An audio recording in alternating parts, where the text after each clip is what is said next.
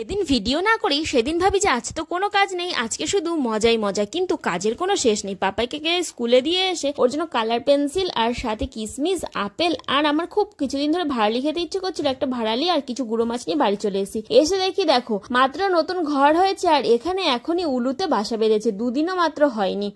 আর তারপরে আমি মাছগুলোকে কেটে নিলাম, কারণ মাছগুলো বেশি দেরি করলে গলে যাবে। তারপরে আমি নুন হলুদ মাখিয়ে ভেজে নিচ্ছি, আর জামা কাপড় ছিল সেগুলো ধুয়ে নিলাম, ভাত ডাল চাপিয়ে দিয়েছিলাম, হয়ে গেছে। আর এরপরে আবার নিয়ে চলে এলাম পাপাইকে স্কুল থেকে। আমার বরের প্রোগ্রাম থেকে তখন পাপাইকে নিয়ে আসা দিয়ে আসা সব আমাকেই করতে হয়। দেখো পাপাই ছবি এঁকেছে আর আমার খুব মাথা যন্ত্রণা করছিল, একটু শুয়ে পড়েছিলাম। পাপাই একটু পড়তে বসেছে আর এদিকে থালা বাসন ছিল সেগুলো ধুয়ে নিলাম। বিকেলে পাপাইকে আঁকা ক্লাসে দিয়ে এসে দেখি মিস্ত্রি চলে এসেছে, তো নতুন ঘরের কাজ হয়েছে তার টাকা নিতে এসেছিল। এরপর আমি একটু এডিটিং করতে বসেছিলাম আর আঁকা ক্লাস থেকে ফোন আসলো যে নিতে আসতে হবে। এরপর পাপা একটু ঘুগনি খেতে চাইলো, রাস্তা থেকে ওকে ঘুগনি কিনে দিলাম। আর রাতের বেলা মাছ ভাজা আর ভাত খেয়ে ঘুমিয়ে পড়লো।